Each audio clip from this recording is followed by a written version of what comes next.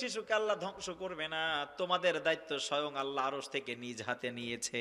সুবহানাল্লাহ। আল্লাহ তোমাদেরকে ধ্বংস করবে না। এমত অবস্থায় হাজার দেখতে পেলেন পানির কলকলানি আওয়াজ শুরু হয়েছে। সুবহানাল্লাহ। পানি উঠতে শুরু করছে। হাজার দূর থেকে দেখে ইসমাইল আলাইহিস সালাতু ওয়াস সালামের পায়ের কাছে যে পানি বের হচ্ছেন, হাজার দেখে দৌড়াদৌড়ি শুরু করে এই পানিটাকে বাদ দিতে শুরু করলেন।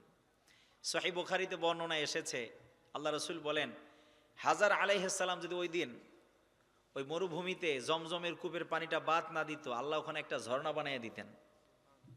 সুবহানাল্লাহ পড়েন। একটা ঝর্ণা হয়ে যেত। আল্লাহু আকবার।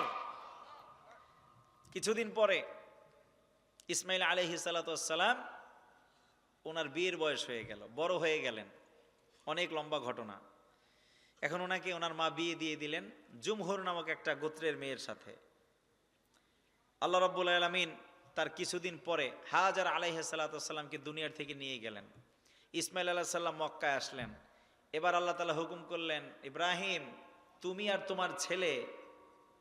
আর তোমার ছেলে এখন গিয়ে মক্কা বানানোর কাজে হাত দাও। পড়েন সুবহানাল্লাহ। এখন বাপ বেটা মিলে মক্কা বানাবে। আল্লাহু আকবার পড়বেন না? আল্লাহ তাআলা বলতেছিলেন, এজন্যই ওয়াইদ ইবতালা ইব্রাহিম রাব্বুহু বিকালিমাতিন ফাআতাম্মাহুন। ও নবী, স্মরণ করেন সেই সময়ের কথা যখন আমি আমার ইব্রাহিম খলিলকে পরীক্ষা করেছিলাম একটার পরে একটা। আমার খলিল সব পরীক্ষায় পাশ করেছে। খুশি হয়ে আমি তাকে বললাম, যাও, ইন্নী জাইলুকা লিন্নাসি ইমামা, আমি তোমাকে নেতা বানিয়ে দিলাম। পড়েন সুবহানাল্লাহ। এই পরীক্ষাও কি পাস? আলোচনা তো বুঝে আসছে আপনাদের? পাস আর ফেলের আলোচনা। তো নবীরা সব কিছুতে কি পাস। 4 নাম্বার পরীক্ষা। এখন হজ যে আমরা করতে যাই, এই যে হজ করতে যাই না আমরা, এই যে হজের যেই কার্যক্রমগুলো, এগুলো কিন্তু সব ইব্রাহিম আলাইহিস সালাম থেকে আসছে, বিশ্বনবী থেকে আসছে। সুবহানাল্লাহ পড়েন। আল্লাহ তাআলা বলেন, ইব্রাহিম যাও, এখন আমার মক্কা বানাইতে যাও। এই মক্কার কাজ সর্বপ্রথম এই কাবা ঘরটাকে বানিয়েছিলেন ফেরেশতারা। এরপরে বানালেন আদম আলাইহিস সালাতু ওয়াস সালাম। নূহ আলাইহিস সালাতু ওয়াস সালামের প্লাবনের সময় ঘরটা ভেঙে গিয়েছিল। আবার ইব্রাহিম আলাইহিস সালামের মাধ্যমে আল্লাহ এটা সংস্কার করলেন। পড়েন সুবহানাল্লাহ। আল্লাহ তাআলা বলেন, ইব্রাহিম যাও, আমার ঘর বানাতে শুরু করো। এবার বাপ বেটা মিলে ঘর বানাতে শুরু করলেন।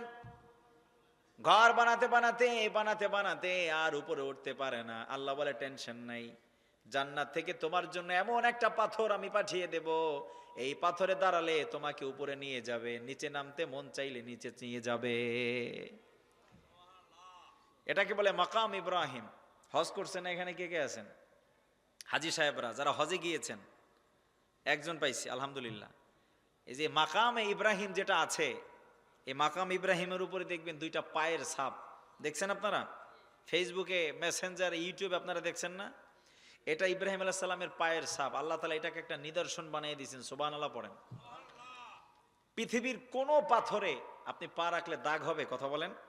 আপনাদের এখানে পাথর আছে না বগুড়াতে? সবাই মিলে যদি এক পাথরের উপরে 10 বছর দাঁড়ায় থাকেন, পাথর কি একটু ডাববে? কিন্তু দেখেন জান্নাত থেকে পাঠানো সে পাথরটা এখনো ইব্রাহিম আলাইহিস সালামের যে পায়ের যে ফুটপ্রিন্ট, এটা আছে না নাই? কবুল করছে কে? এবার বাপ বেটা মিলে ঘর বানাতে শুরু করলেন। ঘর বানানো শেষ। আল্লাহ বললেন, ঘর যে বানাইছো এখন ঘর পরিষ্কার করতে হবে না? সুবহানাল্লাহ। বাড়িতে গিয়ে বললেন, নেতা মানুষ মিয়া ঘর মসজিদ পরিষ্কার করতেছে, ঘর ঝাড়ু দিতেছে, আল্লাহর ঘর বানাইতেছে। সুবহানাল্লাহ পড়েন। এমন নেতাই তো আমরা সমাজে চাই,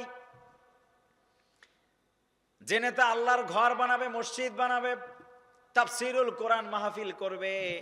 এমন নেতা বাংলার ঘরে ঘরে আমরা চাই। এমন নেতা চাই না যারা তাফসীর মাহফিলে বাধা দিবে।